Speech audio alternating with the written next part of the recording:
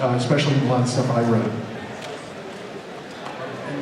You would, as you said, you would always try to take from the footage what you could in order to create the story. So, for instance, in the Second Chance, it was a monster that turned into a soccer ball. It was half armadillo, half soccer ball.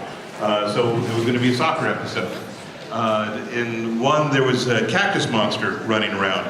And I came originally, I went to high school in Arizona, and so I said, the cactus monster is mine. I want that episode, and that turned into the two-parter Wild West Ranger. So it's often dictated by the, as you said, by the footage. Yeah. In development, we used to call it pre-production, post-production, sort of joke, because we had to start the post-production before the scripts were even written, with editing those and deciding what footage could be used and not used. One of the reasons why this show could even happen is because it came about when Avid, which is a nonlinear editing system, was first coming out. In fact, Power Rangers might have been the third or fourth show cut on Avid. So the ability to access this footage nonlinearly really did help, because the pilot was cut traditionally on 1 inch, which was being phased out at that time, and it was a nightmare.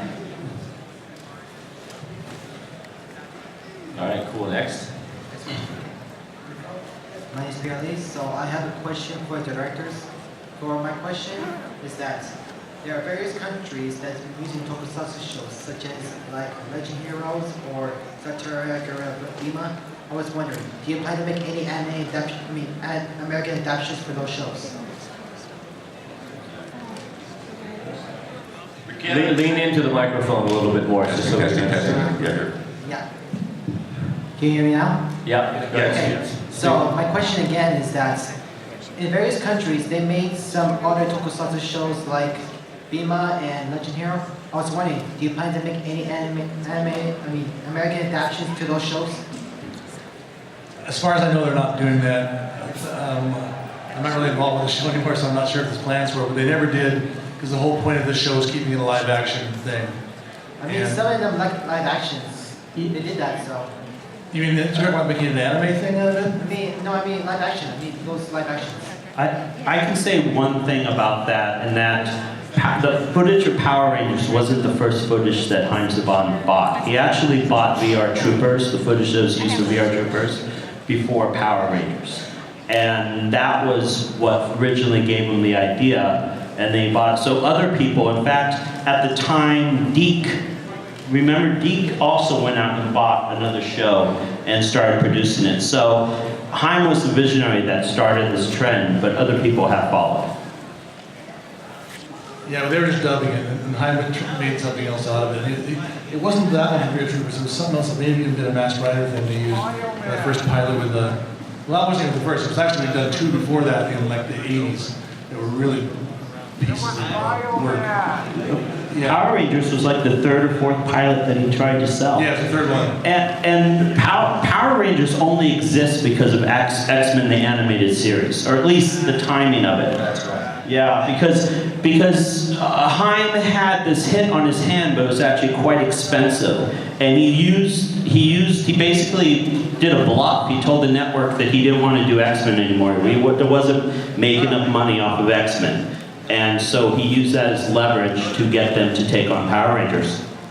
I know Scott and Tom, we were all working for Haim years before Power Rangers. Yeah. All right, cool. We have last question. What's your name, little guy? I'm Liam, and I have a question for the writers.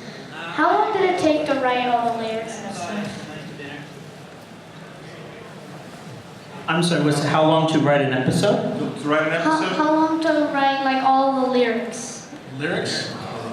You mean the dialogue for the show or the lyrics for a Like the song? lines. Oh, yeah, I'll go away now.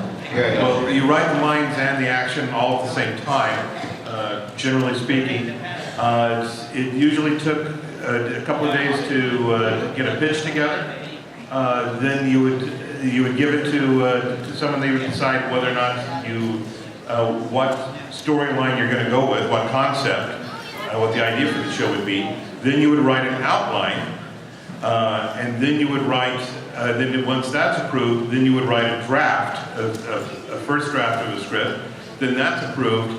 Then you write a second draft, and then a third draft. And that whole process took about Months.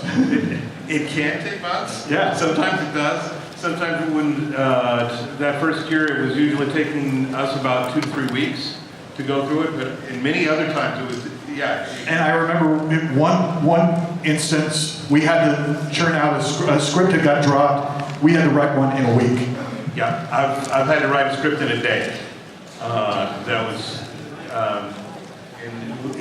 somewhere in Turbo. I think we did it with a script in a day because they said we need to shoot this on Wednesday, and it's Monday night. Can you get this to us by tomorrow night? I said, sure. And then after that 6-month process, they got their $200. Thank you. Well, All right, ladies and gentlemen, that was our last question. I know the schedule got shifted forward a little bit, but we have our Red Rangers waiting in the wings. So let's give a round of applause to our unsung heroes. There we go. And my wife just called me. Could everybody say hello to Angela? On 3, 1, 2, 3. Hello, Angela! All right, thank you again. So we're going to be bringing in our Red Rangers for our Forever Red panel.